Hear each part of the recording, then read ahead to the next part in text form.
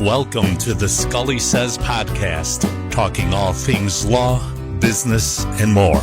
Now here's your host, Tom Scully.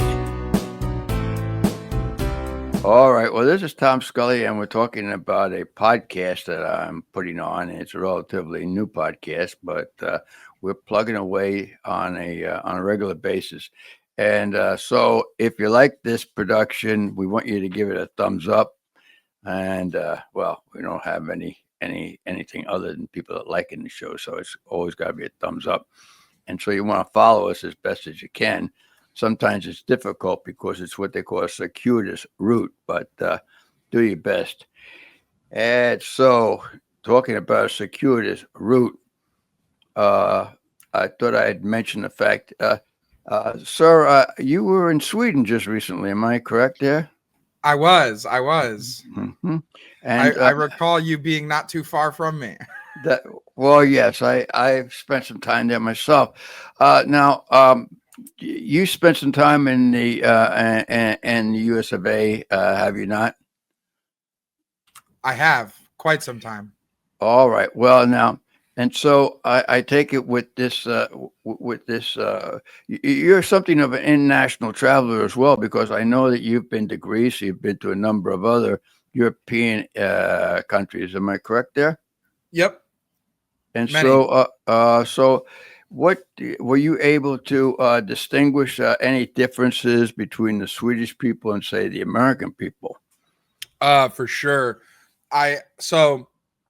I think that first off, like, you know, we're both Midwestern. So walking down the street, you know, and you wave at someone or something like that, it's easy. It's you know what I mean? That people always wave back. People always have, you know, maybe a nice quip to say, whatever. Nothing more, nothing less.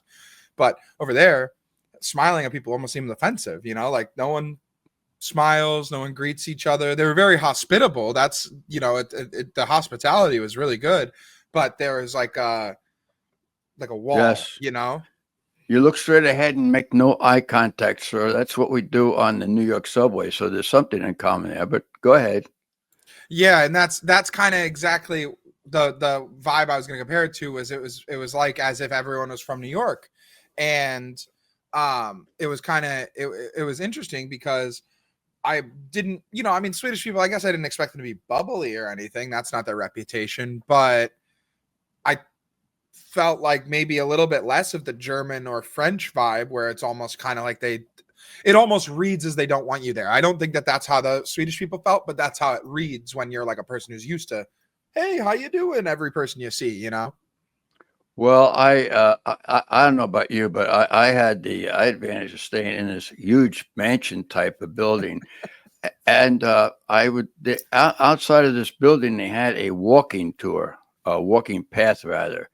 And you may not know this, but the Swedes walk almost everywhere. They're not a lot of traffic. The traffic is basically foot traffic. They like to walk, Yeah.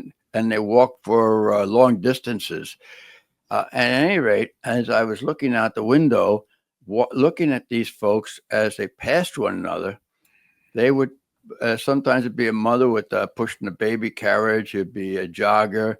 It'd be some old guy walking, but they would pass each other, and they'd be maybe a foot, 2 feet distance between them as they passed.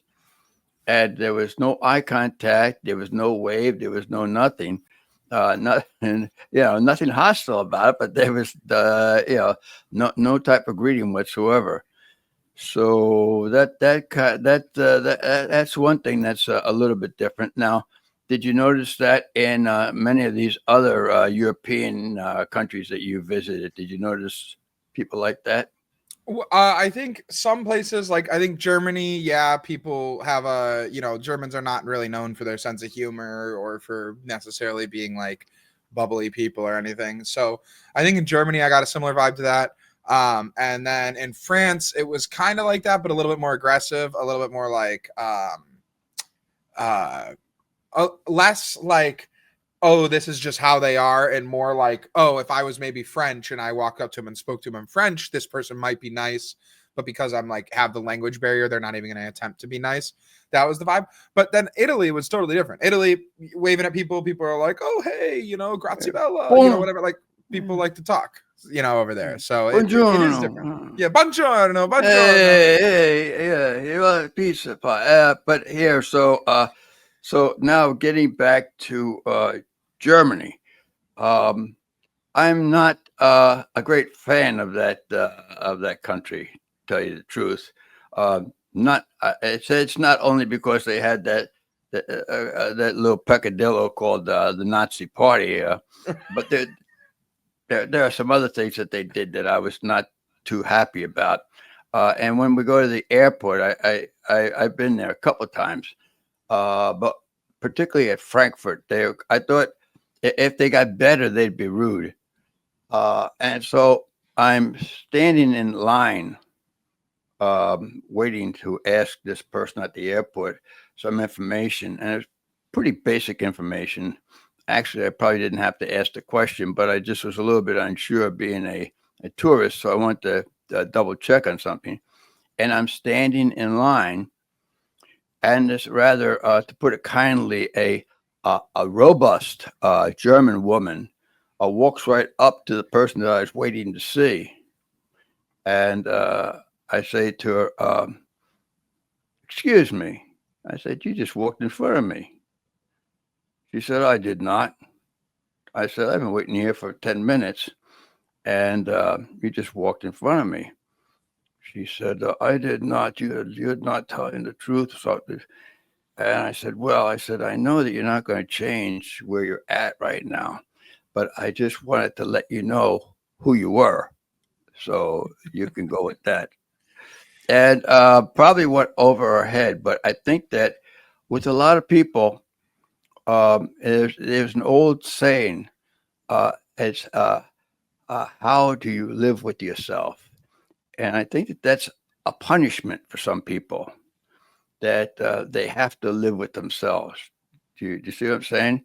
Yeah, I think honestly, on like a more macro point of that same phenomenon, that is kind of like why they are the way they are, right? Is because like when we flew together from Chicago, and when everyone gets off the plane, it's this free for all, which like, I'm not gonna act like Americans are this pinnacle of decorum. We're not. We're not some bastion of sane behavior. We're not. We have plenty of problems in our own country. But simple things like waiting for the people who are at the front of the plane to get their bags and get off, and making sure that people who have connecting flights who are talking to the flight attendants and stuff get off on time. There was no time for that, no thought for that, no nothing. Nope. I mean, we were exiting from both sides of the plane, and people were coming from the back to push past all the way to go to the front. It was just low. I would say low emotional intelligence is what it reads as, but I'm sure there's, again, there's different societal things, whatever.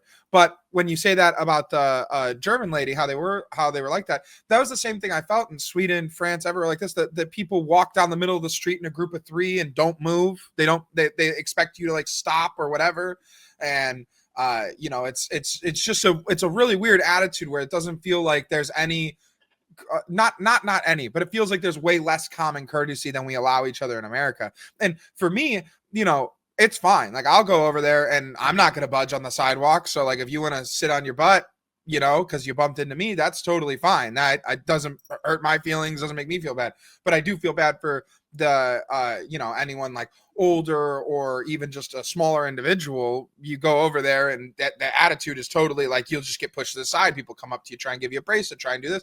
There's a lot more of this like physical like disrespect of people's like time and personal space and stuff over there, which is weird. I don't know how to define it. I don't know why, but yeah. Well, like at Midway, getting off the plane, you get an occasional butthead or a couple buttheads on the plane, and they'll try to push past you and try to get in front of you. So, and that's a common occurrence. But to my mind, it seemed like everybody on the plane was like that.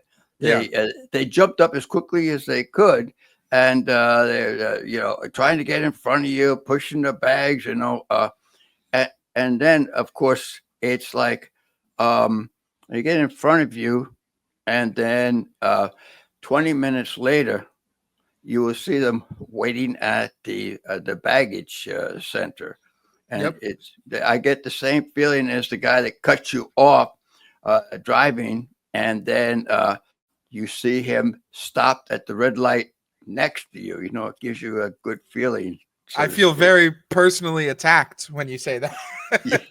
Yes, yes. Well, I didn't want I didn't want to cast any aspersions your way, but I thought you were that kind of guy anyway. But I didn't Yeah, want to yeah, say yeah, anything. yeah. Didn't want to say anything about it because it would kind of lessen you in the eyes of the thousands of people listening to us right now. You see what I'm saying? Yeah, wouldn't be right.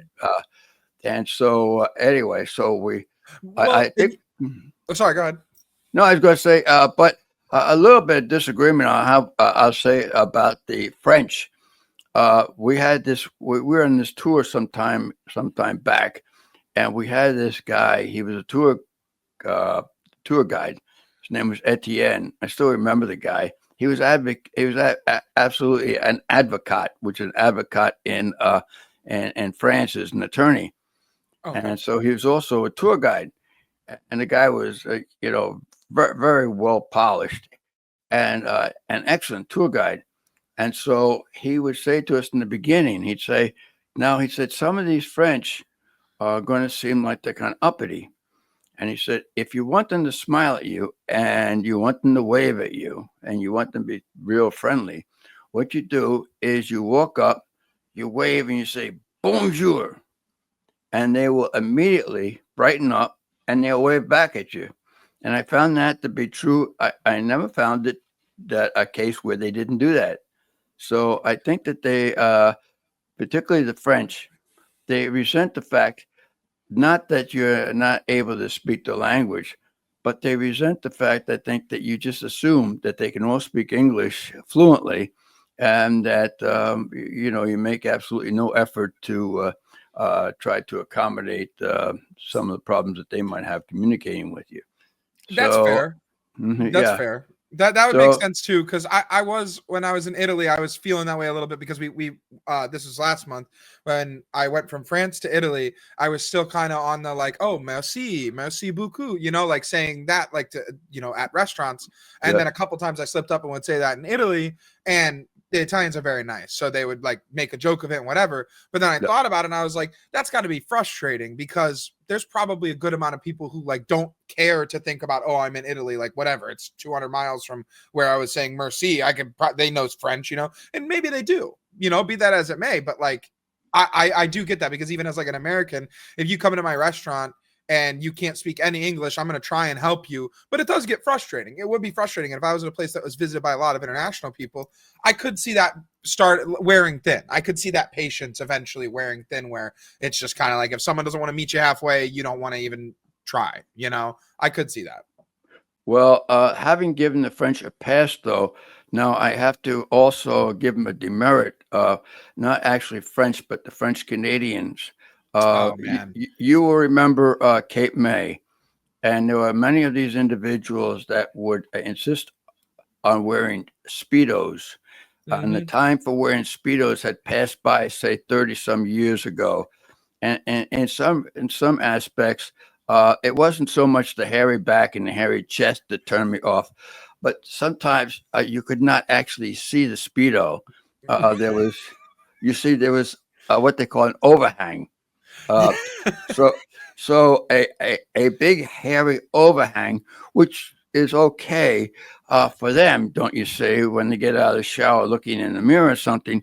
But to inflict that on me, I just thought was reprehensible. Do you see where I'm coming from on that? Yes, the French Canadians, not much love lost. Not much love lost for them. Yes, yes, and I might say the same thing for thongs, but we'll not go into that. Yeah, we Well, they're say a whole country pretending to be French, even. You know what I mean? It's yes. like you're in North Well, America, man. You stop yes, pretending. I know, but yeah, but You they know, have. Yep. what was different though? What was surprising? We talked about walking around, seeing people, talking to people.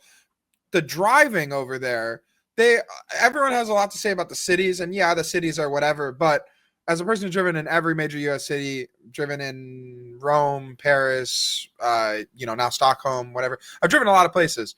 The cities in Europe are not any worse than Chicago. As a matter of fact, I would say Chicago is still, during rush hour, arguably the worst, because the lack of care for people's lives is people will go way faster in Chicago than New York or LA generally. Yes. But over there in Europe, everyone stays on in the right lane, and they only use the left lane to pass or to be going quite fast. They follow their road signs really good. They adhere to the speed limit, plus or minus 10 Ks, like very, very good, very well. There was a lot less horn honking, a lot more patience. So I was impressed. Just full stop. Every time I go to Europe, I'm always impressed by like the ability for people who like don't use cars theoretically that as much as us, to have such a mastery of like being polite on the road. We don't have that in America. I mean, I'm in Ohio. People got no reason to be going anywhere sometimes. And, people will be driving like whatever. There's the second coming is on the end of the highway, and that's what they need to get to. You know what I mean? Like it's a totally different methodology to attacking driving. It's like they drive much more like a program, like it would be like how you see cars in a TV show or anything like that. Whereas we drive like we're in the Wild West, Well, there was an exception to that rule. I have a daughter who insisted on driving over there, and she committed numerous offenses that ordinarily would have created quite a bit of ire in the Chicago area. I was the one that kind of I overlooked it, but now that I'm on the podcast, I think I can mention it. We were driving down this road, don't you see? The road seemed to be somewhat narrow. Are you still with me? Are you? Oh yeah. And this road turned into a walking path. You see, and so she's driving down this walking path, and there's this. There's a Swede, and he looks at her, and he kind of waves to her. It wasn't an unfriendly wave, but it was a wave that, don't you see you're on the walking path, and perhaps driving an automobile on that path is not the correct function of the path, you see. But she got off there and then got back on the highway, and we dare not say a word to her about that because she became quite defensive, don't you see? Well, I can't talk any crap because I did the same thing last month in Italy. I drove into the city center of Monterosa. Yes. Well, in Italy, I think you could get away with it because now they say that as bad as drivers are in the United States, and they are terrible, but the Italians, they'll take second to nobody. They will massage the side of your car, and that will be no indiscretion on their part, don't you see? And they will drive at a furious rate, and honking and pushing on the brake and hitting the accelerator on and off at a furious pace. And if you can't keep up with them, then there's something wrong with you if you're trying to maintain speed. Yeah, they do. Like, that is the one difference between them and like other European drivers. They have a speed they want to go. It's going to be many, many miles or kilometers over the speed limit. Yes. You will get tickets following the flow of traffic, and your job is to either do that or get the hell out of their way. That is all they want from you. But actually, it's funny, when I did that, I drove it up the thing. One of the ladies was like, the reason I didn't stop you is because you looked confident. I figured, you were driving appropriately. It seemed like you knew what you were doing. And I was like, well, yeah, but like, come on. Did I not look American? Like, did I look like an Italian guy? You know what I mean? Like, come on. I think there's something to be said for that. A look of confidence is looking when you absolutely have no idea what you're doing, but you kind of carry it off as though you're quite assured of yourself. You can get away with quite a bit. Do you agree with that?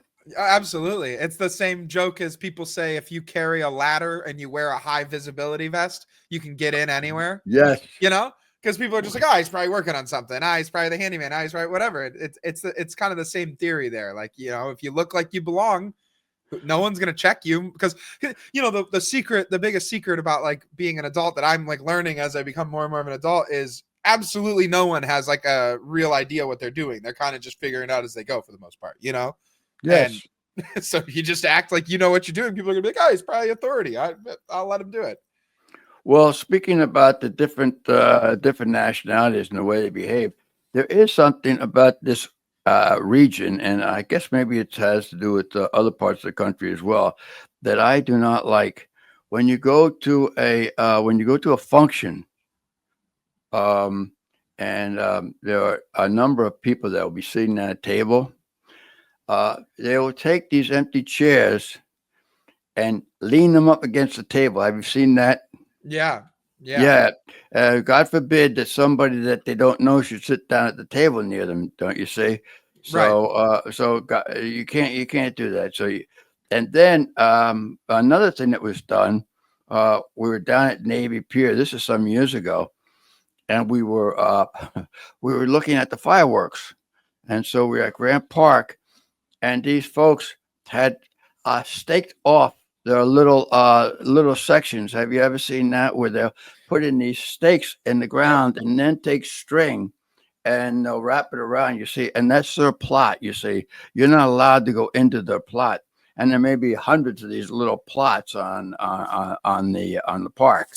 So that's another thing that I do not particularly like. But the worst one, and this is something that your mother, your grandmother did something that was quite offensive in this area.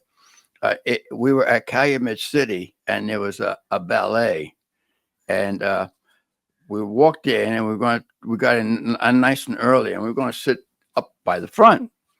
And there was, as we got to the front two rows, there was masking tape that was spread across the entire two rows. And so your grandmother looked back at these women, and she said, "Oh, what is this?" And she said, "They're reserved." And she said, "Oh, reserved." I said, "Did somebody pay extra money to get these reserved?" "Oh, no, these are our friends." And so Mrs. Scully simply sat down on the masking tape, don't you see? And of course, I was forced to accompany her and did the same thing. And so for the entire performance, we could hear. The clucking. Yes, we were very bad people, and we did some very bad things. That's not to be tolerated in the region, you see, because that's what they call region decorum. But because it stems from dibs, parking dibs, right? In the city, like in Chicago, that's common law. I mean, I had for the first like 2 months where I didn't have a garage and I lived down there, I had dibs, and if you took my dibs, yes, all holds are off, is totally fair. Like you lose a mirror, you lose whatever. That's how it worked for me too. If I took someone else's, I'd come back to a scratch or a dent, or that's how it is in Chicago. That is a real rule. But I think when you do what you're talking about, I hate that when someone gets to an event early and then they block off like the most prime section for someone who couldn't be bothered to get there early. Yes. That's not cool. If you pay extra, by all means. I mean, these events don't run without money. I own a business. If someone pays extra to sit at the front of my business when I do a little show, that's fine because they're helping me run better. So cool, great, whatever. But like when you don't pay for anything and it's just like, common decency says because I wrote this off, it should be no, that's total crap. I don't care. I mean, I think it's humorous as it is. Yeah, like I don't care. Like, why would I ever follow that? I remember people were staking off spots when we lived in Chicago, like as close as like at the end of our street. There's like a little grass patch. There's like a big piece of art, and there's the two buildings that are like kind of like the black buildings that are up on stilts. And people were staking off spots there, and the security guard from the front deskman, whoever he was, came and just took them all out. And he was like, "What do you think this is? Like, what do you think that everyone who lives on Chestnut Street doesn't want to come to the end here and watch the fireworks? Like, it's not like if you wanted to get seats, go find seats somewhere. You know what I mean? Like, get a balcony. Like, there's nothing. That's not how it works. Like, and obviously to a degree there's whatever, if you have someone say in a wheelchair or something like that where it's hard for them to get in, cool, of course you can make an accommodation. You have special needs, you have this, you have that, fine. Humans are amicable, but just assuming that like, yeah, this family should go sit in the back or stand for this entire fireworks show because I roped this off, that's crazy to me. That I don't like that. Well, of course, as bad as Chicago is, it could get much worse in a place called New York. Oh my God. Yeah, and what you do is there's a special way. This is very official. You have yourself an old folding chair, don't you see? Or if you're really kind of affluent, you have 2 folding chairs, and you put a folding chair in the front and then a folding chair in the back, and that, of course, is your reserved parking spot. For Right. which you've never paid any money for it, and there's no reason why it should be yours, but you've assumed that it should be, and so you take your 2 folding chairs and you assert the right to the exclusive use of this space. And God forbid anybody should try to take it away from you. I like the Philadelphia way of handling these things, where you'll have some young guy, maybe a couple of them, that will say to you in a very polite manner, "Mister, can we watch your car for you?" Just so that there will be nobody come over and do anything, vandalize your car, so to speak. We wouldn't want anything like that to happen. So we will watch your car for you, don't you see? But we will expect to be recompensed for such activities. It's usually, now I don't want you to be bullied into anything, but it's usually a good idea to give these gentlemen a couple $. Yep. It's best. And also, it's a good idea if you're in New York and you're going to get onto the bridge, or you're going to go into the tunnel, and you have some very helpful fellow with a very dirty rag willing to wash your windshield for you. Do you see? Yeah. Oh yeah. Again, you want to recompense that person for not washing your window. Do you see? Right. Yeah. Otherwise, that's happened to me in Chicago. yes. I was one of the first times I ever took Emma there. I drove from not quite Skokie, but almost up by Skokie, down back to you guys on Lakeshore, pretty much the whole way. I did Lakeshore, and then I ended up getting, you get to Calumet, and then you take Calumet down, whatever. Yes. But so I was driving down Lakeshore, and we got into like the south, but near Hyde Park. Route 41. Yep. Oh yeah. And someone was doing the that had the bottle and whatever. And you know me, I'm particular about my cars. Someone like touching my car is like whatever. So I just squirted him with the windshield washer. And my car. So yes. That worked as a deterrent. He took that as a tip. Trust me. He didn't look happy, but good luck catching me. Yes. Well, these are peculiarities that the different parts of the country or the world have. So I think that's none of that over there. No. I don't think so. I can't think of anything else that's worth talking about. I don't know if what we've talked about was worth talking about. We did it anyway, and sometimes those are the best topics. Yes, though, yes. I do have one thing. I thought it was interesting. So when we were over there, as far as like Swedish culture goes, as far as like actual natural Swedish culture goes, we knew very little. We knew the idea of fika. We knew. Well, first off, you're showing how little you did know. I believe that is not pika. Pika is a different type of. That is where somebody, like little children, eat flakes of paint. That it's called a fika. That's fika. That's with an F, not with the P. It's a fika. A fika. Yeah, and that is okay. Coffee break, right? It is something that is taken after breakfast, but before lunch. It's kind of right in the mid part of that. You'll have a little roll and some coffee. That's a fika. Yeah, and so they had the fika, and I knew about that. That's great. That's cool. And then I knew about the toast skagen, the fish on the toast. Like yes. We had that in Chicago. We had that at Trey Kroner. And Yes. so anyways, so I didn't know much about the cuisine, but then going there, what was mind-blowing to me was the pizza love.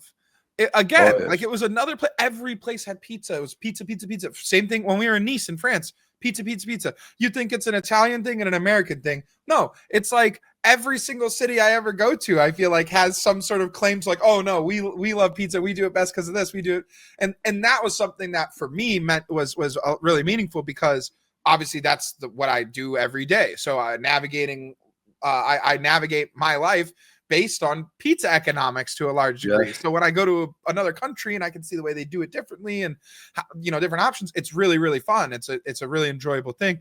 I was amazed that Sweden was a pizza place. Like it's big time advertised. They talk a lot about how good their pizza is. Like every other billboard ad or the ones on the metro and stuff, we're talking about pizza. It was like, I don't know. I was amazed. I thought it would be totally fish based, everything, Yes. but it wasn't.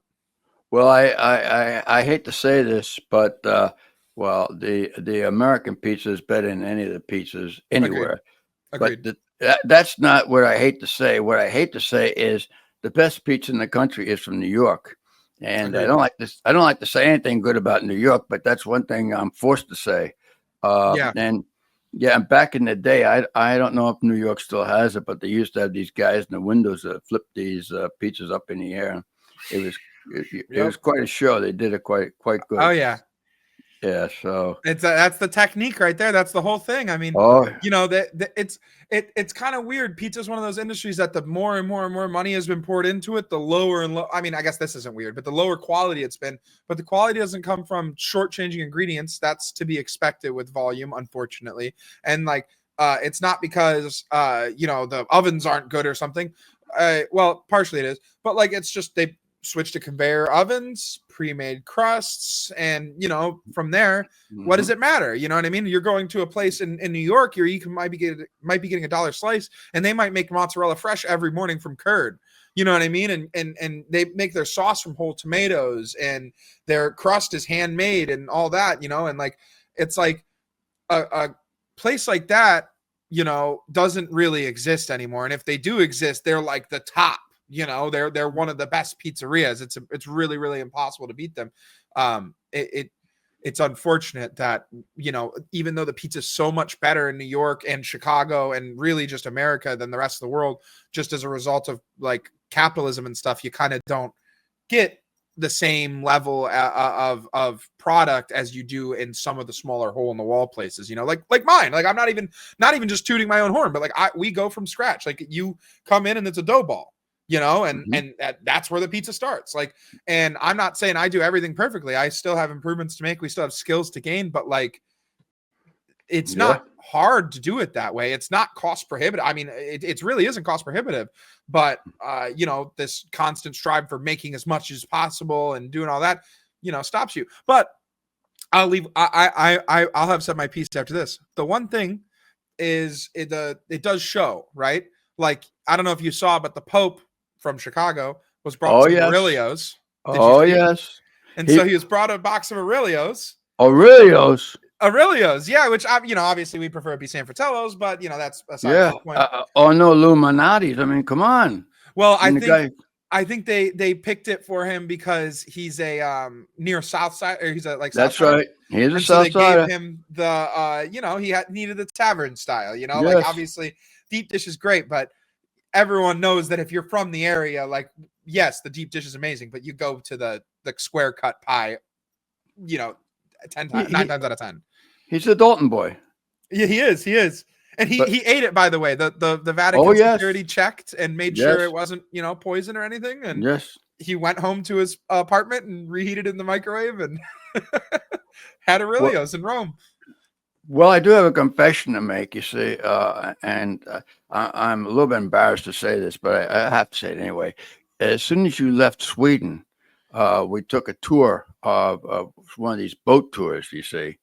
But it costs money, you see, and so I figured that you and Emma were there, I'd have to shell out another couple bucks.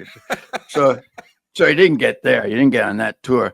But then we went. You know what the hotel is in in Stockholm, which is the big hotel there. Do you know The that? Grand, right? That is correct, sir. The Grand Hotel. And it seems that the Scullys and the Lindberghs, we ate famously there at the Grand Hotel, being the big shots that we were. But once again, I saved money by not having the two of you there. Do you see what I'm saying? I don't. I don't like to point these things out, but I thought, and and full disclosure, we have to be transparent these days, and so I thought that it would be best that I get this out right away, lest you in a moment of anger point these things out, and it'd be quite embarrassing. Yeah. Yeah, I did see your guys' meal. It looked fantastic, actually. Oh, indeed, yeah. Skagen, whatever Skagen is. Skagen, oh yeah. There you go. We had that. I had the steak myself. So, but I would have too. yes, that's right. So that's and so have we done with Sweden, sir? Is Sweden behind us now? I would say, I mean, hopefully we'll all go back and make it more of a integrated, more of as like a family thing. But yeah, there's as the people are is how I feel about it. The people are really, really cool when you pry, but on the surface, it was good. And there's that, you know what I mean? It certainly wasn't Rome as far as just the absolute massive things to do, but sometimes that's really, really refreshing in a place to just appreciate nice geography, appreciate nice architecture, and not really have a place be all hustle and bustle and tourism, Well, I think you put them on notice, and so I'm sure that they'll clean up their act the next time we show up. Yeah, I think that's all right. And yeah, I like the architect there too. Did you like the architecture there? I did. I thought it was a really cool take on like the normal European, like French style architecture that you see a lot of places, but with adding that Scandinavian flair. Now, of course, we're not talking about stuff with the crazy tall roof, like pointed roofs, right? There wasn't any stereotypical stuff, but there was some pretty cool stuff. There was a couple commie block style architectures, which were not great, but for the most part, downtown and especially in I cannot remember the name of it for the life of me, but the area I went to. Yeah, but I'm trying to think of what the specific area that I was in. It was like Gamlastan. Okay. That was what it was. That island, particularly in Stockholm, had really gorgeous architecture, really, really beautiful examples of Scandinavian architecture. And I think like Chicago, they're not allowed to tear down the buildings and build a new building without immense approval. I'm pretty sure they also have to do the same in Chicago.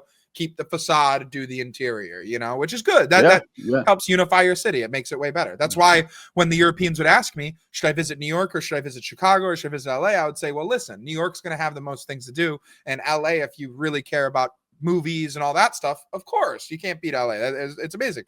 Chicago is the one, though, that will show you, the growth of the skyscraper, the growth of the American suburb, our actual best example of trains, not most comprehensive, but they're the best trains, I think, in the country. They're a focal point of our city.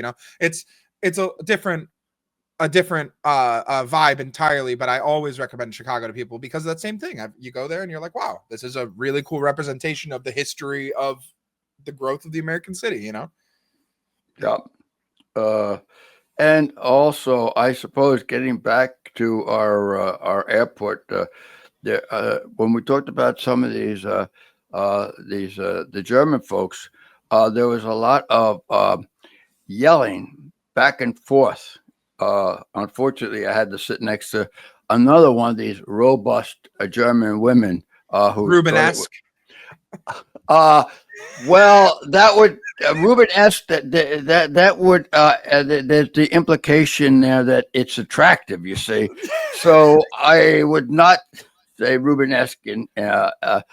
However, this woman thought that it was incumbent upon her to remove her shoes. Don't you see? Lovely. Yes, and then to put her feet at places where I would prefer that they not be, and then. Having these children of hers or children of relatives or whatnot run up and down the aisle at a furious pace, thinking it was wonderful. You see, it was wonderful that they were showing off They were some of them 5 and 6 years old, and they were just wonderful, running up and down, yelling, screeching. The screeching was wonderful, The and highlight. the highlight, and yes, yeah. So there was that. I was remiss in not pointing out that I pointed out the woman at the airport, but to forget about the woman on the plane, that was that was unforgivable on my part. So I Yeah, apologize. we had Mhm. one of our own, a respectfully larger woman who had 2 kids with them who were like, honestly, I don't, I'm not the greatest judge of age, but I figured they were like 4 to 6. Like, it's hard to tell in that age, Yes, bracket, but they were little, but definitely could like hold a sippy cup, definitely could sit in a seat, definitely, all that stuff, right? And the one who I think was the older of the 2 kids, if I'm honest, was literally screaming the entire first 2 hours of the plane. And I'm not talking about crying. Like, a baby crying sucks for me, but I get it. But this is yeah, like a kid who should know, like, should be able to be told, like, hey, there's a bunch of other people here. You need to like stop screaming. Nothing's going to change. You've got 6 hours of sitting here. Like, I'm sorry, that might suck for you, but you definitely don't have any right to scream at the top of your lungs. This kid was screaming the whole plane, and you could hear the parent like pleading with them, begging with them, whatever. And so I hadn't seen them because I was sitting behind them, and so I could just hear the whatever. I had my noise canceling headphones, so it was fine. It's not that big of a deal. But and we get off the plane, and this lady is towing them both on sideways roller luggage. They're riding on the lower roller luggage while yes, she's towing them through the yes, airport. First yes, off, red flag. Red yes, flag. The kid not carrying their own bags is a problem. That's yes, that's yes, crazy.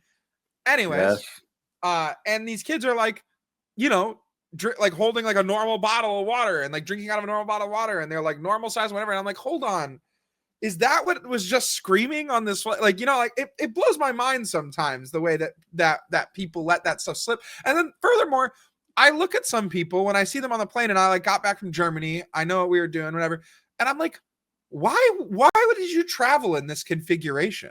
Like, why is this? What was good about this for you? Where was the win for you in here? Where did you enjoy this? And obviously there's plenty of terrible reasons to have to travel, or inconvenient reasons to have to travel, whatever, blah, blah, blah.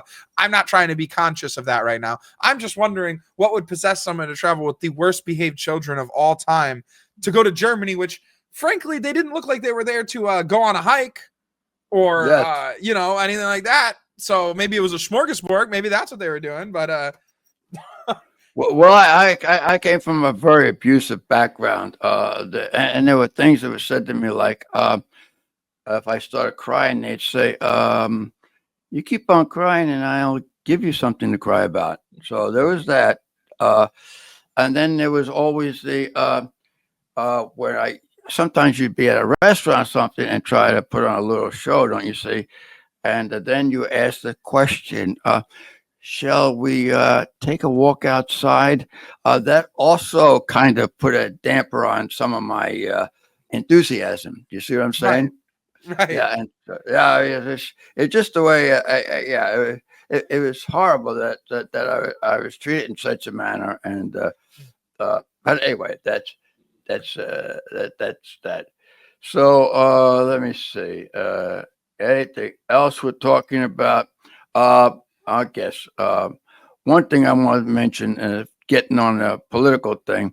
You see that Mr. Trump, he they got rid of that fine that he had, that $500 million fine. They wiped that out. Did you see that? Yeah, I did. And here's the thing. You see, it was quite a relief to me, and the reason for that was, you see, I get.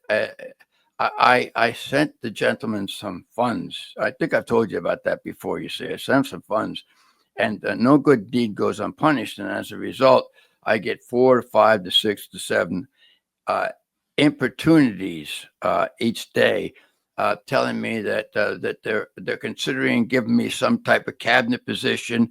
They want me down Mar-a-Lago like ASAP, and if I can't get to Mar-a-Lago, then by all means I should hasten off to DC.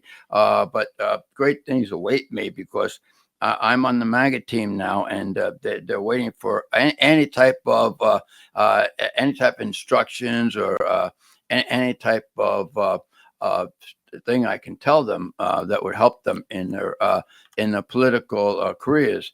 Of course, at the end of these, it's Tom. By all means, perhaps you could spare an extra 10, 15, 20, 50, 100, or yeah.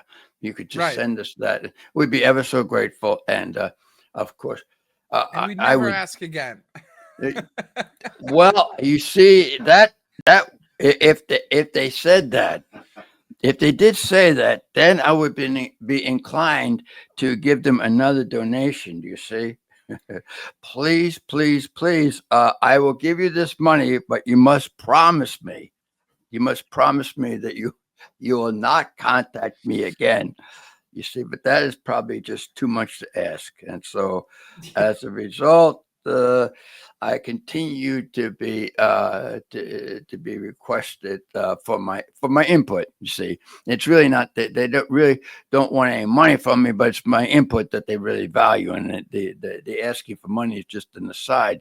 But I thought now that this $500 million judgment was wiped out, I thought maybe Don or maybe his vice president or somebody in the cabinet, they could maybe invite me out to lunch, you see, because they no longer have these financial constraints.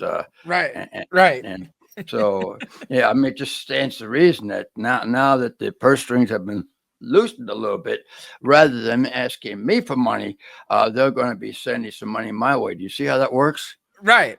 You'd hope. Yeah, and so they haven't started yet, but I knew that this is going to be a new campaign out there. And instead of it saying, Tom, it's going to say, Tom, how much do we have to send you? How much can we possibly send you? Because we've been relieved of this financial burden, and we have a lot of money now, and we have a lot of money in the political campaign. So we'll be able now to supply you with say a very much needed luncheon, or perhaps a little trip somewhere. I mean, at least send a hat, maybe a couple polos or something. You know what I mean? I mean, come on, guys. Well, I think they're more than willing to send me a hat. They more than willing to send me a hat. It'd be a red hat, and it would say MAGA on it, and then of course I could wear it downtown Chicago. Of course, what I'd want to do then, you see, not early in the evening or not during the daytime, I would probably be prowling the streets at 2 or 3 o'clock in the morning, and then looking for actors.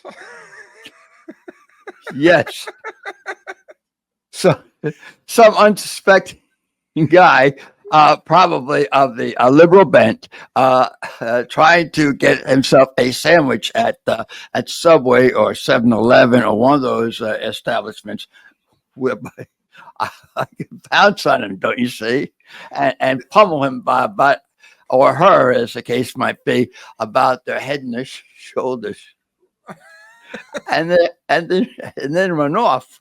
Do you see how that would work? I mean, it reminds me.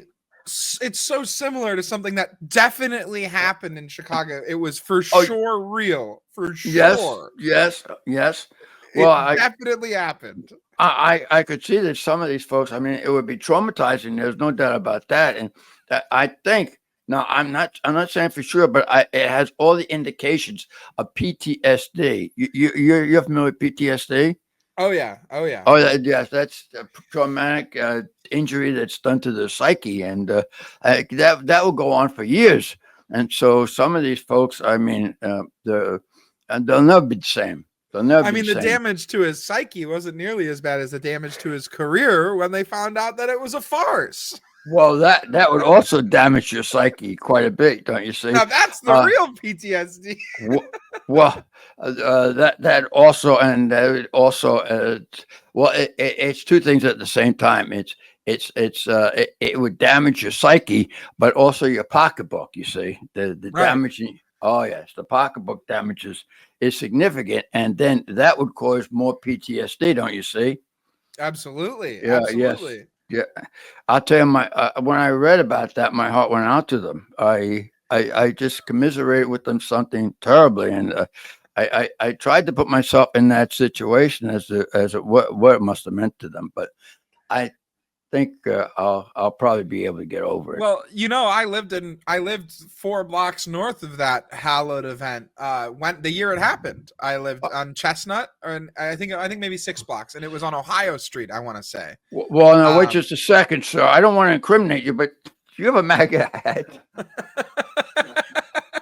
Well, I was out that night and I saw this guy. No, I'm just kidding. But Yeah, I yeah. remember No, reading I it. th- yeah, I think that's right. And it was this burly white guy that came up with the MAGA hat, I'm thinking about I don't want to cast any suspicions, but I mean I feel a little bit uneasy now that you mentioned the fact that that you were in the area that same night.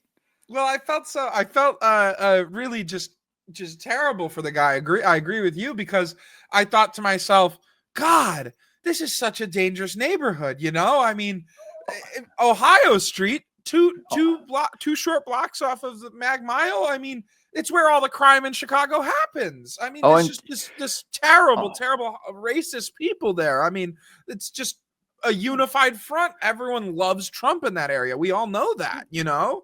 it is a Trump enclave. There's no doubt about that. And yes, and I not only that, but I believe I've seen Hexit and some of these guys from what's that outfit that immigration outfit as well. The ICE. Romans, that's ICE. Yeah, they could ICE a couple people. They're coming up late at night, prowling the neighborhood with the MAGA hats, and anything's possible. And so anyway, that's no. So we've disparaged Sweden. We've disparaged most of Europe. And now we're coming into the homeland and disparaging people in the United States. There's not much left to disparage other than the Cubs, but other than that, I think we'll be in. I think that they'll do plenty fine this season disparaging themselves. Well, by comparison, I believe that they're in good shape. I think you see. It's a low bar. They say comparisons are odious, but next to the socks, those socks are, I believe that those are unwashed socks. They have been unwashed for many years. Oh yeah, sullied indeed they are, and they well deserve to be sullied. So they just got sold though. Yes. So we'll see. Evidently to the lowest bidder. Yeah, well, I mean, that's kind of a Chicago pastime is take something sacred and sell it to usually a Saudi Arabian, but yes. Anyone. Where's Bill Veck when we need him? Anyway, yes. Not only did they get rid of him, they got rid of Andy Carey. Did you know that? Yeah, absolutely. Andy Carey used to be the announcer for the Sox, but they got rid of him. And if you want to be a successful baseball player, what you want to do is you want to try out for the Sox and embarrass yourself for a year or two, and then get traded. Yep. And then from that point on, you'll probably be a product for the whole. Yeah, you'll be like an MVP candidate or something. You know what I mean? Like that's how it works. Yes. Well, now I think we've done everything that we can to infuriate the 2 people that are left listening to us. I think we managed to infuriate them as well. And the good thing about it is that we're out of striking range, so they can't hurt us exactly unless they find out where we are, and then all bets are off. So I guess we should sign off while we're still safely ensconced in our various layers. Unless there's anything else you have to say, sir. No, I think I've pissed everyone off that I have the ability to today. Well, I think that's a good thing to do, sir. These people, they were a little bit too complacent, and this will rile them up, I'm sure. Sure. They thought they had a week off. Yes, that's right. That we took a week off. The bruising has left the body, and now we'll restart the the exercise. And with that, sir, I will say goodbye to you. All right. All right. Talk to you later, Pops. Bye.